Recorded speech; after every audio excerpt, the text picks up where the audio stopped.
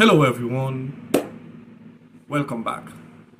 Before I tell you how and why it is very important to take control over your mind, I will explain to you or I will take an example to show you how your mind functions or how you can consider your mind. Imagine your mind is a garden, and then your thoughts are the seeds. So, since your mind is the garden in your head or the garden of your life, and then your thoughts are the seeds, you don't want to plant any kind or any type of seed in your garden. If you have a garden, you want to make sure you plant the type or a kind of seed that gonna give you good fruit. So let's talk about it, guys. If you plant a seed that gonna give you bad fruit, you already know that this is not what you want. So let's say your mind, if you plant seed of doubt, imagine doubt is the seed who represent your thought. If you're a person who like to doubt, then we all know that doubt, when doubt grow in your mind, they give the fruit of fear. And then you don't want that as the fruit in your life. No, you don't want fear, because when your life is driving by fear, it is very, very dangerous for you. It is very dangerous. Now, I know you're thinking in your mind, you are asking a question, but how I'm gonna be able to take control of my thought? Because maybe you never encountered a subject like that before. Maybe nobody was trying to explain this to you before, but I will explain it to you. Yes, it's possible you can take control of your mind. The first thing you're gonna have to do, you wanna become self-aware of, okay? You wanna practice self-awareness.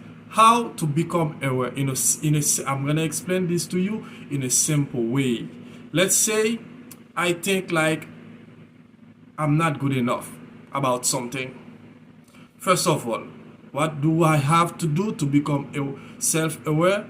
I have to separate myself from that thought. I have to separate myself from that thought. How I separate myself from that thought? By thinking about the thought. Because let's say I just say to myself, or a voice say in my mind, you are not good enough. Or I say to myself, I'm not good enough. I have to ask myself why I think I'm not good enough. Once I take that step, I become mindful. And at the same time, I become aware about the thought. And then, because if I'm able to question the thought, that means I give myself a chance to separate myself from that thought. So once I give myself a chance to separate myself from the thought, I take a big step of being self-aware and of being mindful. I hope you understand what I'm telling you, guys. So let's say this is what make a difference between us human and the animals. Let's say if a dog think about bite you, the dog don't have the capacity or the power to think a second, or to guess a second guesses, or to guess a second time. I don't know. Yes, you see what I mean? Like, to take a second time to say, why why do I wanna bite that person? The dog cannot think like that. That's why the dog act instinctively. The dog will think about bite you, and then the dog will. But you, as a human being, thanks to God, thanks to the Almighty, you have the capacity to take power over your thought. You can think about something, you can have a bad thought, you can have a bad seed. You remember, your thought represent your seed in the garden of your head, and the garden of your head is your mind. And then once you give yourself a chance to say, why am I thinking that way? You take the first step of being mindful and self-aware, because you become aware about that thought, and you automatically understand that that thought is not me, and the me will take control over that thought. And then if that thought is good for my life, if that thought will give good fruit as a seed, I will keep it in the garden, in my mind. I will keep it in my mind. But if that thought will not produce good fruit, I have to remove it. So you're gonna remove it by practice affirmation. I was thinking about, like, I'm not good enough for whatever a thing, for a work, for a job, and then I will think the opposite way. I will affirm that I am good enough.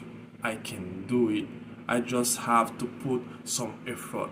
If someone else can do it, I can do it. I have to make some research. I can open my business. I can do this. I can do that. So this is what it is, guys. You can take control over your thought. You can take control over your mind, because you can do it. I hope you understand me, guys.